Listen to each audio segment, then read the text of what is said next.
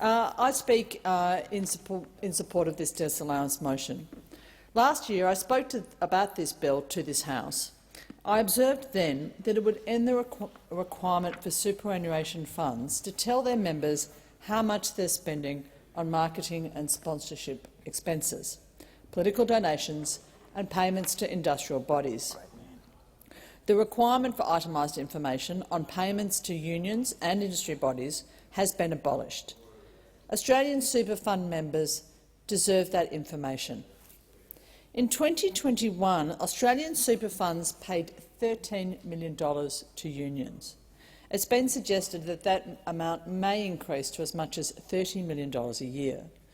In an interview late last year, the minister said that those payments to unions and industry bodies were payments for services and that they should be treated consistently with other types of payments. He added that if members had questions about those payments, they could attend the annual members' meeting and request additional information about them. How very generous of the minister. Data taken from the Electoral Commission in September 2022 identified more than $85 million in non-donation and non-gift payments by 51 super funds to political entities and their associates over the past 5 years. That is an extraordinary amount of money. It's the sort of amount of money that can sway an election. We've heard a lot about electoral donations in this place in the last year, and we will hear more this year. It's a real issue in this country.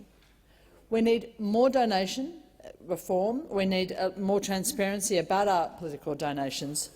This bill will deliver less. Our voters sent all of us a message last year.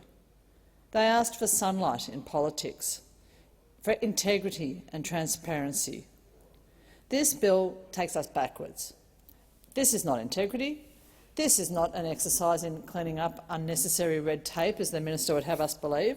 This is not making it for members to understand how their super funds are spending their money. This is the opposite. Mr Speaker, I'd also like to note that today this government has rushed this bill back to the parliament without proper notice to avoid further scrutiny. Debate about the legislation has been truncated. I'd like to quote a much-respected member of this place about the importance of unimpeded debate in the House. He said last year, "It's actually about the millions of Australians who didn't vote for Scott Morrison. They deserve a voice in our parliament. But this is a government that doesn't want to hear voices but its own.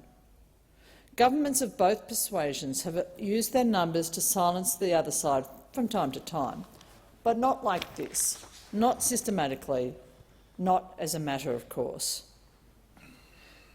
This is the second time today that we've had a truncated debate in this place. Those words were spoken in this House last year by the Leader of the House. He's not here now. Very few members of his government are.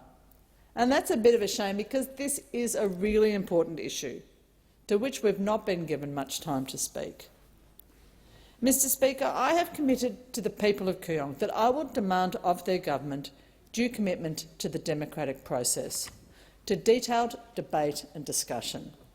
I've also pledged to work in this place to improve the integrity and the transparency of all of the bills that we legislate. For those reasons, for my reservations both about the process used and the substance of this bill, I cannot support it.